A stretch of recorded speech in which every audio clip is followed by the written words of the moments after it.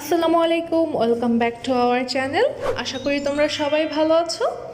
আজকে আমরা আলোচনা করব 2.2তে রয়েছে নাও listen to the poem little things carefully and fill up the missing words in the poem. মনোযোগ দিয়ে লিটল থিংস কবিতাটি শোনো এবং কবিতার খালি স্থানে মিসিং ওয়ার্ডসগুলো বসাও। এখানে তোমাদের জন্য একটি কবিতা রয়েছে, কবিতাটির নাম লিটল থিংস। কবিতাটিতে দেখো অনেক শূন্যস্থান রয়েছে, সেগুলো তোমাদের পূরণ করতে হবে। আমরা আজকে কবিতাটির প্রত্যেকটা লাইন খুব ভালোভাবে পড়ব, যেন খুব সহজে আমরা শূন্যস্থানগুলো পূরণ করতে পারি। তবে কবিতাটিতে আসার আগে তোমাদের জন্য গুরুত্বপূর্ণ কিছু নোটস রয়েছে পোয়েম এবং স্ট্যাঞ্জা সম্পর্কে, সেগুলো নিয়ে আজকে তোমাদের সাথে আমি আলোচনা করব। তোমরা 7, 8, 9-এ উঠে তোমাদের কোনো অসুবিধা না হয় এবং তোমরা জিনিসটা খুব ভালোভাবে বুঝে তারপর লেসনটা শেষ করতে পারো। তোমাদের জন্য একটি ইম্পর্ট্যান্ট নোট রয়েছে যা তোমাদের বড় ক্লাসে গিয়ে খুব সাহায্য করবে। নোটটি হলো poem. A poem is a kind of literary writing. কবিতা হলো এক ধরনের সাহিত্য রচনা। ইট হ্যাজ সাম ক্যারেক্টারিস্টিক্স, এর কিছু বৈশিষ্ট্য আছে। 2 of them are stanza and rhyming, তার মধ্যে দুটি হলো স্তবক ও ছন্দ। দেখো, কবিতা হলো এক ধরনের সাহিত্য রচনা। সাহিত্যের একটি অন্যতম অংশ হলো কবিতা। এর কিছু বৈশিষ্ট্য আছে, এর মধ্যে দুটি হলো স্তবক এবং ছন্দ। আমরা আজকে এই স্তবক নিয়ে কথা বলবো, বা স্ট্যাঞ্জা অর্থ স্তবক, এটা নিয়ে আমরা কথা বলবো যাতে তোমরা খুব সহজে বুঝতে পারো ব্যাপারটা।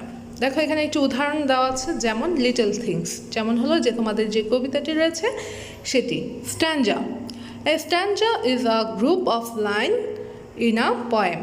একটি স্তবক একটি কবিতার লাইনের একটি group. It consist of 2 or more lines arrange together as a unit.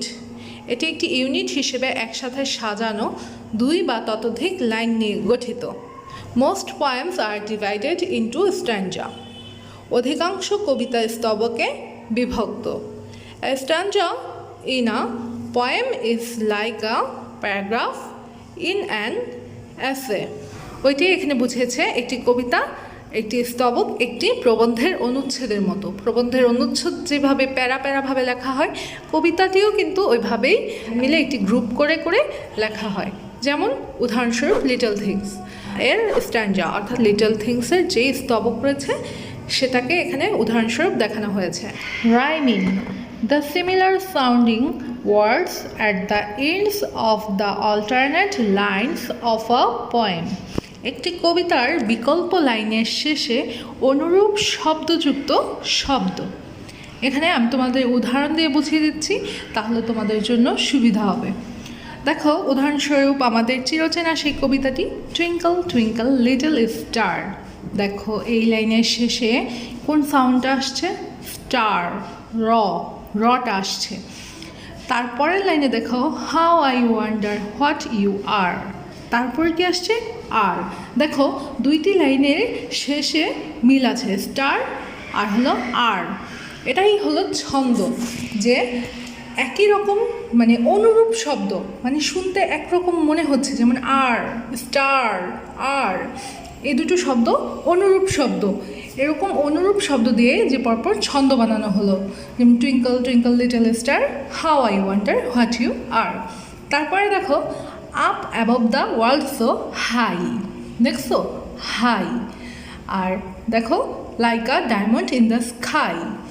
High sky অনেকটা মিলে যায়, দেখেছো? হাই স্কাই অনেকটা মিলে যায়। তাই দেখো, এটাই কিন্তু ছন্দ রাইম। তারপর রয়েছে প্লট মানে কি? দেখো, নাটক অথবা গল্প উপন্যাসের ঘটনাবলীর সচেতনভাবে নির্মিত কাঠামো বা স্ট্রাকচার হচ্ছে প্লট। নাটক অথবা গল্প উপন্যাসের যে ঘটনাটি তা সচেতনভাবে যে তৈরি করা হয়, তার যে কাঠামোটা বা গঠনটা বা স্ট্রাকচারটা, সেটাই হচ্ছে প্লট।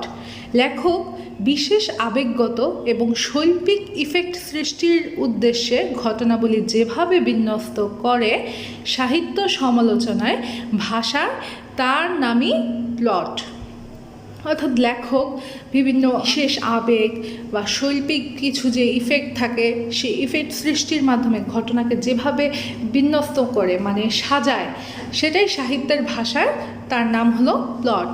চরিত্র বিকশিত হয় প্লটের মাধ্যমে, আবার প্লট গড়ে ওঠে চরিত্রের কর্মকাণ্ডের ভেতর দিয়ে।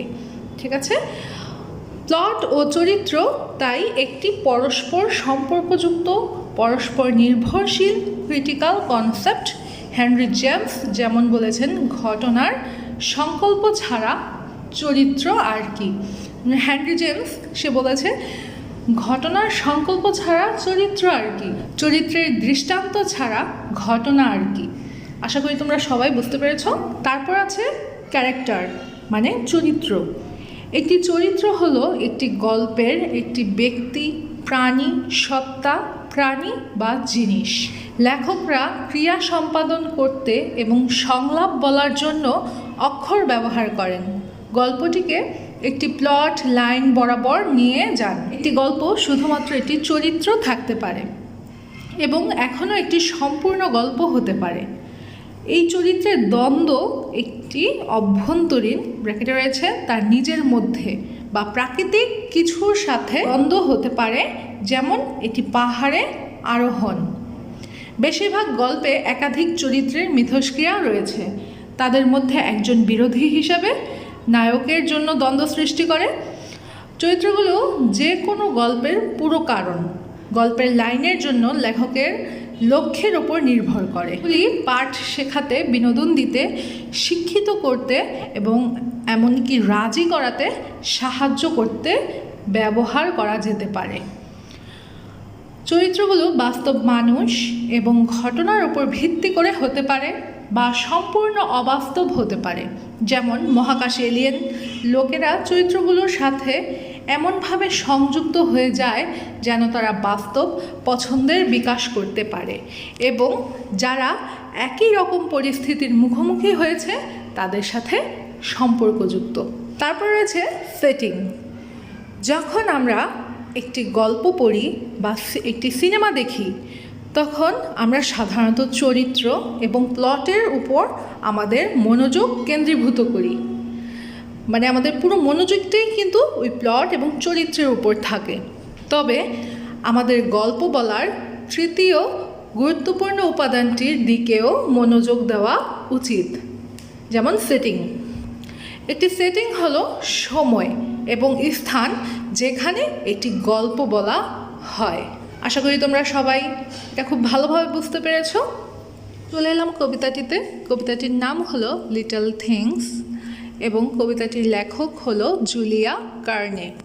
এই কবিতাটি থেকে আমরা শিখব কীভাবে ছোট ছোট জিনিসগুলো বড় কিছু তৈরিতে অনেক অবদান রাখে, অর্থাৎ ছোট ছোট জিনিসগুলোর যে কত মূল্য তা আমরা এই কবিতাটি থেকে শিখব। এখানে দেখো শূন্যস্থানগুলোতে আমি তোমাদের জন্য উত্তর লিখে দিচ্ছি। লিটল ড্রপস অফ ওয়াটার, ছোট ছোট পানির ফোঁটা বা বিন্দু। লিটল গ্রেনস অফ স্যান্ড, ছোট ছোট বালির দানা। মেক দ্য মাইটি ওশান, তৈরি করে মহাসাগর। অ্যান্ড দ্য প্লিসেন্ট ল্যান্ড, এবং মনোরম ভূমি। অর্থাৎ এখানে বুঝিয়েছে কি, ছোট ছোট যে পানির বিন্দু এবং ছোট ছোট বালির দানা তৈরি করে কি বিশাল মহাসাগর এবং শক্তিশালী মহাসাগর এবং খুব মনোরম সুন্দর ভূমি। অর্থাৎ এখানে ছোট ছোট জিনিসগুলোর যে কত মূল্য সেটাই কিন্তু বুঝিয়েছে। এই ছোট ছোট জিনিসগুলো পানির ফোঁটা থেকেই হয়ে যায় মহা শক্তিশালী সমুদ্র এবং ছোট ছোট বালির দানা থেকেই কিন্তু আমাদের এই মনোরম ভূমি। আমরা পরের স্তবকে চলে আসি। দ্য লিটল মিনিটস, একইভাবে ক্ষুদ্র ক্ষুদ্র সময়। হাম্বল থ্রো দেবী, নম্র হয়েও। মেক দ্য মাইট এজেস, তৈরি করে বিশাল যুগের। অফ ইটার্নিটি, অনন্তকালের। অর্থাৎ এখানে বুঝিয়েছে অল্প অল্প সময় বা ছোট ছোট এই ক্ষুদ্র ক্ষুদ্র সময়গুলো এক সময় যুগে পরিণত হয়। এই ছোট ছোট সময় থেকে একসাথে হয়েই কিন্তু ধীরে ধীরে একটা সময় পর যুগে পরিণত হচ্ছে। পরের স্তবকে লিটল ডেটস অফ কাইন্ডনেস, দয়ার ছোট কাজ, লিটল ওয়ার্ডস অফ লাভ, ভালোবাসার ছোট কথা, make our earth and Eden, তৈরি করে আমাদের পৃথিবীকে স্বর্গের বাগানের মতো, লাইক দ্য হ্যাভেন অ্যাবভ, ওপরের স্বর্গের মতো বা ওপরের বেহেস্তের মতো। এখানে হ্যাভেন অর্থ বেহেস্ত বা স্বর্গ, ইডেন অর্থ স্বর্গের বাগান। তোমরা সবাই লিটল থিংস কবিতাটি খুব ভালোভাবে বুঝতে পেরেছো এবং এখানে দেখো আমি তোমাদের শূন্যস্থানগুলোতে যে ওয়ার্ডগুলো বসবে সেগুলো লিখে দিয়েছি। আশা করি তোমাদের কাছে আজকের ক্লাসটি খুব ভালো লেগেছে। দেখা হবে নেক্সট ভিডিওতে। বাই বাই, আসসালামু আলাইকুম।